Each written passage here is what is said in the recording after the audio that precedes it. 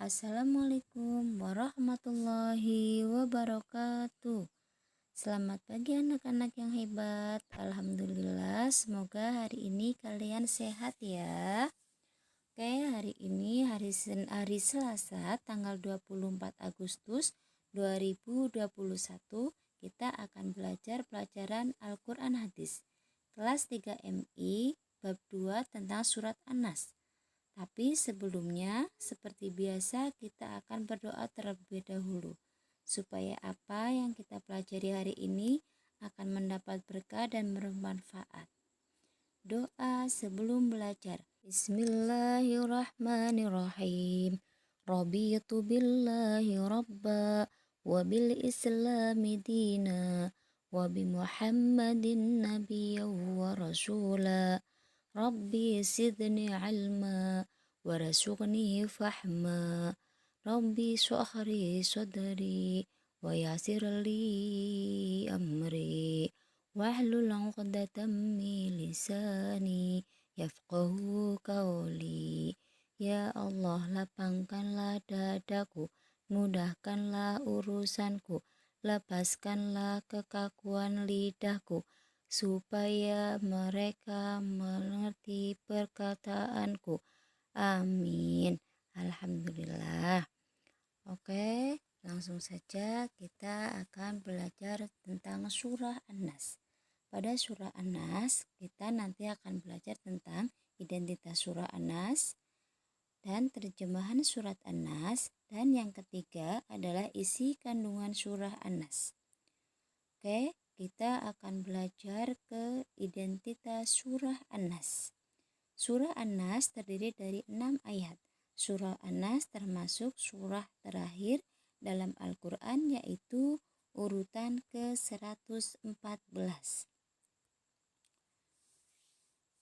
Surah An-Nas turun di kota Mekah, sehingga termasuk golongan surah Makkiyah. Oke, kenapa sih Bu Guru? Kenapa bisa disebut surah Makkiyah? Oke, disebut surat Makkiyah karena surat itu turun ketika sebelum Nabi Muhammad SAW hijrah ke Madinah atau pindah dari kota Mekah ke Madinah. Nah, surat An-Nas diturunkan sesudah surat Al-Falaq. Oke, selanjutnya dinamakan surah An-Nas karena diambil dari ayat yang pertama, yang artinya adalah manusia. Oke, selanjutnya kita akan belajar tentang surat An-Nas. Dimulai dari surat yang pertama ya. Oke, Bismillahirrahmanirrahim. Qul a'udzu birabbin nas, yang artinya katakanlah aku berlindung kepada Tuhannya manusia. Oke, siapa nak Tuhannya manusia? Tuhannya manusia itu adalah Allah Subhanahu wa Ta'ala. Untuk selanjutnya yaitu surat yang kedua, Malikin Nas, yang artinya raja manusia. Berarti rajanya manusia itu adalah siapa? Gusti Allah. Yang ketiga adalah Ilahin Nas, artinya sembahan manusia. Nah, sembahan manusia itu adalah Allah. Selanjutnya adalah ayat yang keempat, min syarril waswasil khannas, artinya dari kejahatan atau bisikan setan yang bersembunyi.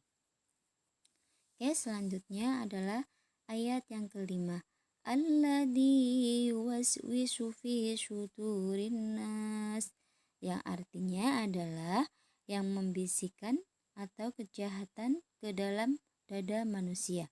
Berarti setan-setan itu selalu membisikkan kita tentang kejahatan. Oke, untuk yang terakhir adalah ayat yang ke-6. Minal jinnati wan nas, dari golongan jin dan manusia. Kita berlindung dari golongan jin dan manusia.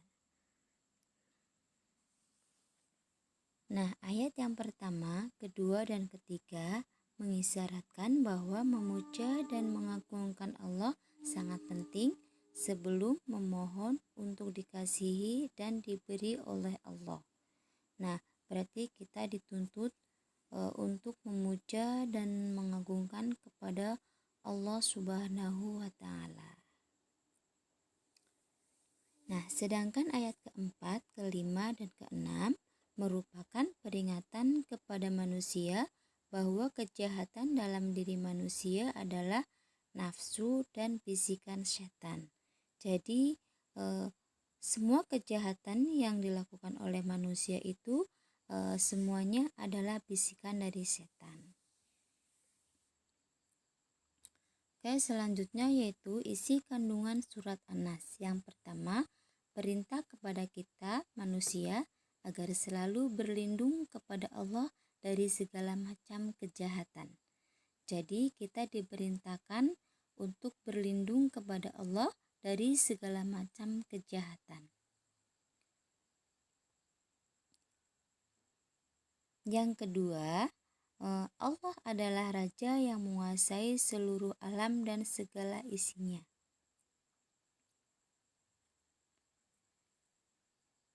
Allah adalah Tuhan yang Maha Perkasa, Zat wajib yang dimintai pertolongan dan perlindungan. Nah, di gambar pertama itu adalah gambar seseorang yang sedang menyembah berhala. Oke. Manusia bahwa manusia itu dilarang untuk meminta pertolongan kepada berhala. Nah, kemudian manusia juga dilarang meminta pertolongan dan perlindungan kepada pohon. Oke, yang ketiga, manusia juga dilarang menyembah terhadap batu. Dilarang meminta pertolongan kepada batu. Karena menyembah berhala, menyembah pohon besar, dan menyembah batu besar itu termasuk adalah perbuatan yang musyrik. Perbuatan musyrik itu perbuatan yang seperti apa? Perbuatan musyrik itu termasuk perbuatan yang menyekutukan Allah. Dan perbuatan yang musyrik itu tidak ada ampun dari Allah Subhanahu wa Ta'ala. Jadi kita meminta pertolongan itu hanya kepada Allah Subhanahu wa Ta'ala. Keempat, jika kita rajin membaca surat An-Nas, insya Allah akan dilindungi oleh Allah Subhanahu wa Ta'ala dari segala kejahatan, baik yang ditimbulkan oleh gangguan jin maupun dari kejahatan yang ditimbulkan dari manusia atau yang lainnya.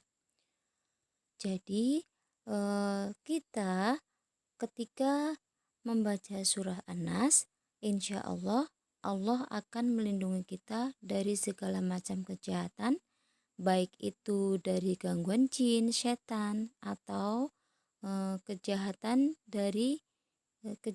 yang ditimbulkan oleh manusia itu sendiri. Yang terakhir, apa yang kita lakukan ketika kita diganggu atau dijahati orang lain? Oke. Ketika kita diganggu atau dijahati orang lain, maka kita tidak boleh membalas kejahatan itu dengan kejahatan. Terus bagaimana Bu Guru? Oke, kita harus berlindung kepada Allah Subhanahu wa Ta'ala. Selain itu, kita harus mendoakan kepada orang tersebut supaya diberi kesadaran dan diberi hidayah oleh Allah Subhanahu wa Ta'ala. Jadi ketika kita dijahati, diganggu, atau dinakali sama orang lain, kita harus mendoakan orang itu agar supaya orang itu sadar dan diberi hidayah oleh Allah, sehingga mereka itu akan berbuat baik kepada kita juga kepada semua orang. Oke. Untuk selanjutnya kita akan bahas untuk pertemuan selanjutnya ya. Untuk pertemuan hari ini Bu Guru akhiri, kita cukupkan sampai sini dulu. Kita baca hamdalah bersama-sama. Alhamdulillahirabbil alamin. Oke, sampai bertemu lagi di minggu depan ya. Sekian dari Bu Guru. Wallahul muwafiq ila aqwamit thoriq. Wassalamualaikum warahmatullahi wabarakatuh.